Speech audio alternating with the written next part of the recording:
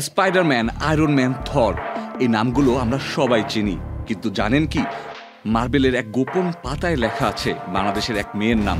তার নাম তারা বিরাঙ্গ।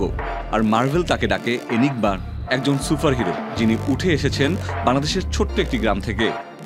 মার্বেলের এনিগমা চরিত্রটি প্রথম আসে 2002 সালে পিটার পার্কার স্পাইডারম্যান ভলিউম 2 কমিকে। তারা জন্ম নেয় বাংলাদেশের মালপুরা নামে এক গ্রামে। গ্রামটি ধ্বংস হয়ে যায় এক দানবীয় পরীক্ষার ফলে। একটা ভাইরাস ছড়িয়ে পড়ে, হাজারো মানুষ মারা যায় তাতে, কিন্তু একমাত্র বেঁচে যায় তারা। এলএমই সার্টিফাইড বিশ্বসেরা কপারে তৈরি ওয়ালটন কেবলস, যা আপনার স্থাপনাকে রাখবে সব সময় নিরাপদ। তার শরীর ভাইরাসের সাথে লড়াই করে আর জন্ম নেয় এক নতুন শক্তি। তার আর তারা থাকে না, সে হয়ে ওঠে এনিগমা। তার শক্তিগুলো কি ছিল? টেলিপ্যাথি, মানে অন্যের মনে কথা পাঠাতে ও পড়তে পারতেন। ফ্লাইং অ্যাবিলিটি, সে বাতাসে ভেসে থাকতে পারত।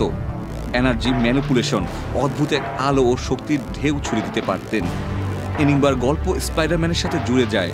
সে এক পর্যায়ে স্পাইডারম্যানের সাথে যোগাযোগ করে টেলিপ্যাথি দিয়ে। প্রথমে সন্দেহ করে পিটার পার্কার, কিন্তু ধীরে ধীরে বুঝতে পারে এই মেয়েটা, এই এনিগমা সত্যি একজন হিরো। মার্বেল তার প্রেজেন্স সরিয়ে দিয়েছে।